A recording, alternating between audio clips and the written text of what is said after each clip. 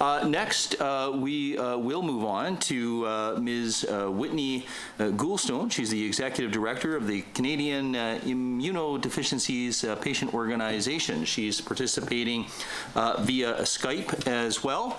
As previously mentioned, ma'am, you'll have 5 minutes for your presentation, followed by up to 15 minutes worth of questions. Good morning. Good morning, and the floor is yours. Go ahead. Thank you. Thank you, esteemed members of this committee, for allowing me to appear in front of you today. Thank you for taking the time to review this bill, listen to experts, and understand what is really happening. On behalf of the Canadian Immunodeficiencies Patient Organization, I'm here today representing the thousands of Albertans and Canadians living with primary immune deficiency disease, or PI. I myself am a patient and depend on a plasma-derived product to live. I'm happy to be able to appear before you today virtually. Like many living with PI, I've been isolating throughout this pandemic because we're a high-risk group, and the isolation will continue until more is known. Our only hope is the lifelong reliance on the plasma-based medicinal product, immunoglobulin replacement therapy, or IG. 35% of the world's plasma is used to treat PI patients in the form of IG. IG therapy is the only course of treatment. There is no alternative. Science and technology has nothing in the pipeline for us. There is no biologic, generic, or alternative coming. Science and research have brought us here to IG. Whether given intravenously in hospital through IVIG or under the skin at home through SCIG, PI patients in Alberta and across Canada rely on IG therapy for a number of reasons. These include to reduce the number and severity of infections, to reduce hospitalizations, and to increase the life expectancy and quality of life. Currently, Canada, through Canadian Blood Services, who you'll hear from later this morning, only collects enough plasma to supply 13.5% of our needs. As you know, the vast majority of Canada's plasma needs are met on the global market, with a large dependence on the US. These medicines are made with plasma collected from compensated donors. CBS's business plan currently will increase Canada's plasma supply to 50%, but this will take some time. CBS has stated that they are committed to an unpaid voluntary donor model. We support CBS's plan and want to see it succeed, and we will do what we can to work with CBS going forward. However, we believe their plan is ambitious and is unlikely to succeed without compensation in some format. We're aware that CBS has an exemption to compensate in the current legislation under special circumstances. However, it is vital that this committee understands this is not a one-off urgency. We are hearing terms like challenge, strain, and disruption in regards to supply. This is scary. No one wants to use the term shortage and panic. However, there is agreement of a looming IG supply crisis globally. Unlike conventional medication, it takes roughly 9 to 18 months from collection to fractionation to finished product, or from vein to vein. When there is a shortage, there's no whipping up a new batch quickly. The demand for IG is growing in Canada from roughly 6 to 10% year over year. As Canadians, we like to pride ourselves in our altruistic giving. In reality, only roughly 3% of the adult population are blood donors. When we think in Canada and we hear the term paid plasma, an image is conjured up of conducting things where cash is handed over for blood. It couldn't be further from the truth. The idea of compensation for a donor is not new, even here in Canada, and is practiced around the world. The European Commission for the European Parliament felt it important to distinguish between the idea of compensation and incentive when discussing blood and plasma donors. In this crucial distinction, more than half the EU member states, 24, compensate donors in the form of time off work, reimbursement for travel costs, and tax incentives. The US currently supplies over 70% of the world's plasma supply, and it is feeling the global strain. Emerging Asian markets and growing global demand is in mounting pressure. Starting in 2018, patients have reported product unavailable for pickup.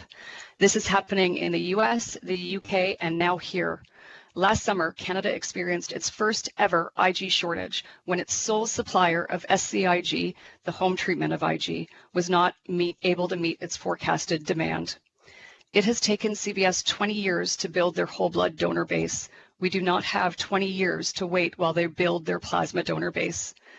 We hope that this committee and this government will do all they can to ensure continued access to immunoglobulin for patients in Alberta. Thank you. Ms. Goulstone, thank you so much for that presentation. We really appreciate it. We will now go to questions from committee members, starting with Ms. Sigurdsson. Go ahead, please. Well, thank you so much, Ms. Goulstone, for your presentation. Certainly do appreciate it. And certainly I think that we all agree that we want to make sure that Canadians have the plasma they need, and that's very important.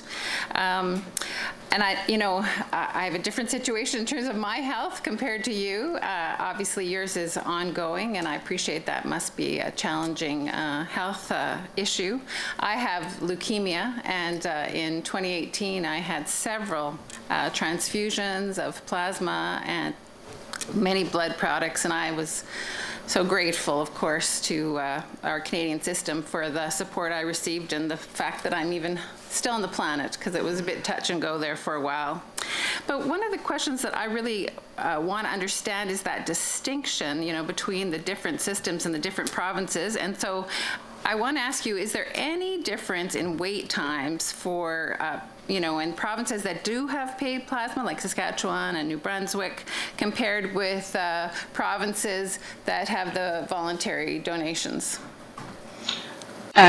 First, I'm very glad to hear that you're doing well. Congratulations on good health. Are you asking if there's differences in wait times for treatment? For receiving the blood, because one has the system where they do get paid and the other doesn't. So I'm just wondering if it makes any difference for the patient. Right. So, receiving whole blood and receiving plasma are two separate things. All Canadians who receive treatment in Canada receive treatment through, obviously, their provincial healthcare system, and the provincial healthcare system receives products through Canadian Blood Services. So those products, there are two companies that currently compensate donors for plasma in Canada, one in Winnipeg and the one operating in New Brunswick and Saskatchewan currently. The one in Winnipeg, it provides a product for RH factor, and the other company operating in New Brunswick and Saskatchewan does not have a contract with Canadian Blood Services. So the one operating in Winnipeg, that product goes around the world globally, including in Canada. So if you have that issue and you need that RH product, you can receive that product across Canada for that limited number of people. But the other company, their product does not stay in Canada. So the company in Winnipeg's product does come back to Canada and goes globally. But as far as wait time is concerned, to answer your question, there is dependent. It does not make a difference to paid plasma because, it doesn't make a difference because for the patients in Canada receiving plasma products, you receive your products through Canadian Blood Services to your hospital. Right. Yeah, and so, and as your description showed, and what we've heard in this committee meeting is it's complex, the situation, but really what I'm hearing is that having paid plasma, and having these private companies pay people to donate their plasma actually doesn't necessarily benefit Canadians, because 100% of it goes overseas to Germany or whatever. I mean, the system is just not set up for that. And if we're wanting to make Canadians, obviously Canadian blood, we want to make sure our country has that support. So that is the challenge with this, would you say? Well, at the moment, currently, there are two companies. One company, and it's not so much it wouldn't benefit Canadians. What we don't want to see is, our supply is dropping, and it's dropping fast. 10 years ago, we were at 30%. Now we're at 13.5%. We're looking at models like Quebec's model. They were very low. They were at the same range where Canadian Blood Services is now. Now they're at 22%. However, it took them 6 years to get from 13% to 22%. So even if Canadian Blood Services start their plasma supply, which we do believe in that model, it will take many, many years to get the supply back up and running, while immunoglobulin usage is growing year over year in Canada. Also, the Canadian supply that we are using comes from the United States, where it's feeling a global growing demand. So we're having issues globally. It would help so much if Canada were able to increase their own supply. I don't think it's actually an issue of compensation necessarily. It has to do with how can we as Canadians increase our supply? How can we as Canadians assist the global supply? What are the tools we can use to do that? The Health Canada report on immunoglobulin looks very closely at that, and there is no system in the world that did any good without compensation. Mr. Sigurdsson, go ahead, please. Thank you, Chair, and thank you, Whitney, for coming and presenting today and providing us some more insight and depth from your perspective as somebody who relies on these resources. I just want to comment, CIPO says that it takes between 9 and 12 people donating between 9 and 24 hours of time to collect enough plasma to treat one patient with primary immune disorder. And I think you can agree that we'd love to get there on unpaid and voluntary, but I think what you've stated is just the time. I think this was one thing that you have expressed, is the amount of time that it's going to take to get to where we need to be is critical right now, hearing what you're hearing. So do the patients, that you represent or are speaking for, agree with incentivizing donors through some form of compensation? I mean, I love the ideas you said, tax incentives, time off work. I mean, 9 to 24 hours, that's a substantial amount of time. So is there a lot of support for those types of incentives, or even donating to a charity on their behalf? Yeah, and you'll hear from Dr. Jaworski later today. He knows a lot more about that kind of work, but as I said, the member states in the EU look at many different kinds of incentives that don't involve handing over cash or loaded Visa debit cards, which is what the US model really is based on. But our patient population does support. We did a survey with our membership across Canada. They do support the compensation for donation. They feel the more that we can increase Canada's immunoglobulin supply, the better, because that will help ensure access to supply for them in the future. And that's what's important. We got very scared. Our patient population was very scared with the shortage last summer, hoping that they would be able to continue. Obviously, patients already on product, no one was denied product, but patients waiting for product or waiting to start treatment had to wait even longer. It's important to note that in Alberta, you have the largest clinic for PI in Canada and in North America, with over 700 patients in Edmonton. It's quite you have a large, very high rate of diagnosis in Canada, in Alberta. It's a large clinic, and we need to continue to support these patients.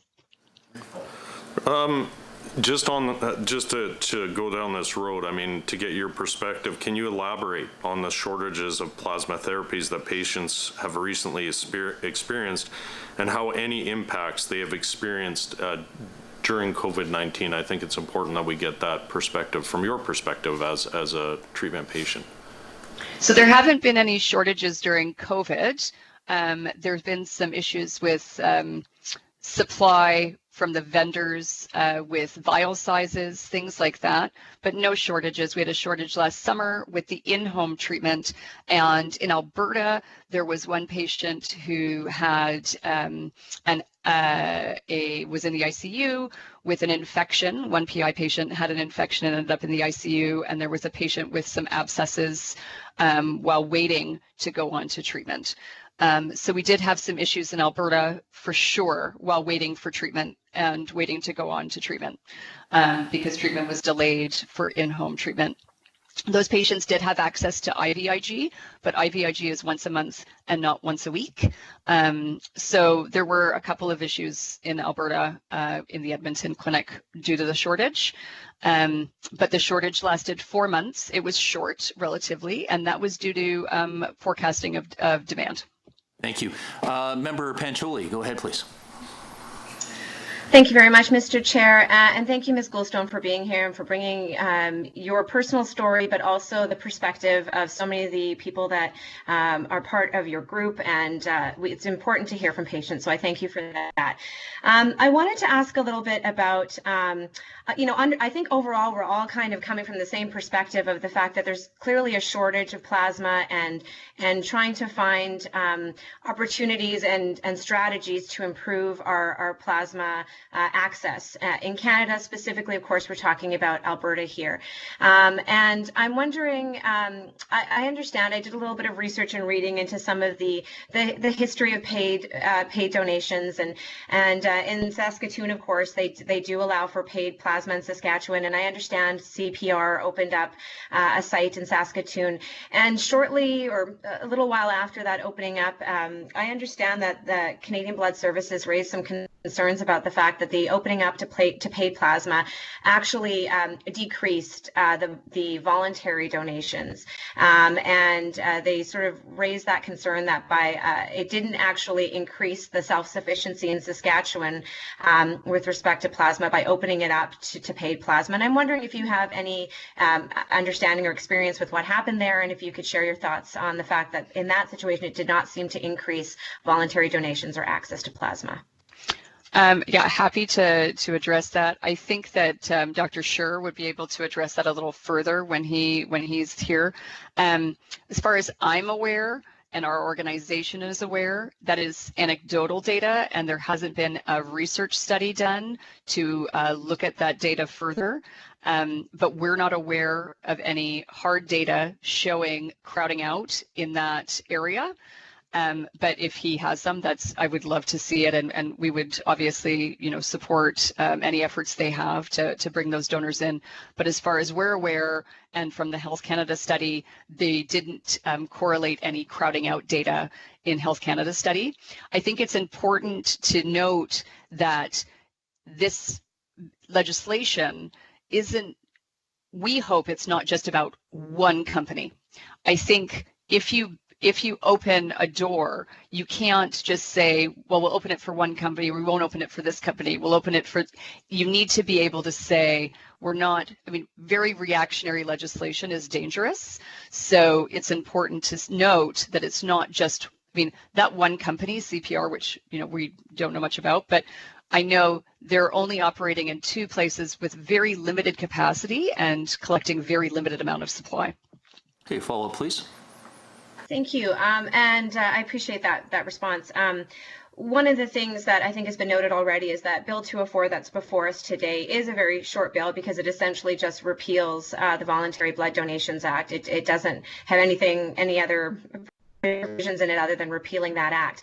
And again, coming back to the focus is about trying to increase access and plasma in Alberta.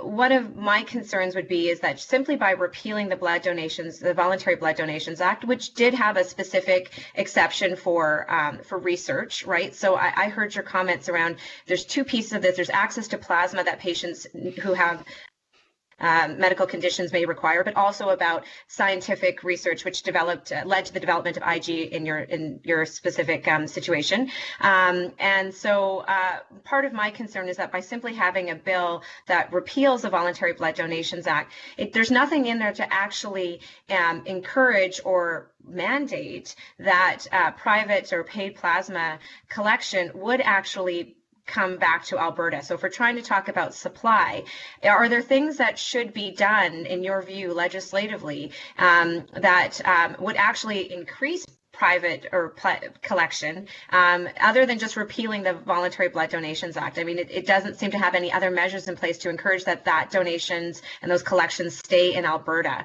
And I'm wondering what your thoughts are on that. Well, in my opinion, and in our organization's opinion, we really do believe this is a gray area. It's not black or white. and there's a lot of room for private-public partnerships, and that's our belief. Okay, Member Glasgow. Thank you, Mr. Chair. I know, and thank you, Ms. Goulstone, for presenting to us today. I know that this is obviously a very personal issue for you, as you rely on these donations. And we've had some conversations around incentivization and compensation for plasma donations. And I was wondering if you could maybe comment. I know some of the members opposite, as well as many Albertans, which I think it's a very fair criticism, are concerned about vulnerable populations, maybe coerced is the wrong word, but maybe being incentivized to... I'll allow the completion of the question and the answer. Thank you, Mr. Chair. So many are concerned about the incentivization process, maybe gathering poor plasma. So if you could just comment on that, I'd really appreciate that. Yeah, I'll keep it brief. Obviously, there's a lot of, again, anecdotal data. It's not actually been researched but it's very provocative in the media to be able to say they've opened up this plasma donation center across from a homeless shelter. There is a lot of hard data that does show the quality that the FDA, Health Canada, and all of the organizations have to go through the rigorous testing for the donor health and the health of the plasma itself. So we can say without fail that in over 25 years, there has not been a disease transmission in a plasma product. Wonderful. Thank you very much, Ms. Goulstone. Thank you so much for your presentation, and thank you very much to all members for asking questions. Again, Ms. Goulstone, you're welcome to stay on the line as long as you put yourself on mute. Appreciate that. Thank you very much. Thank you very much.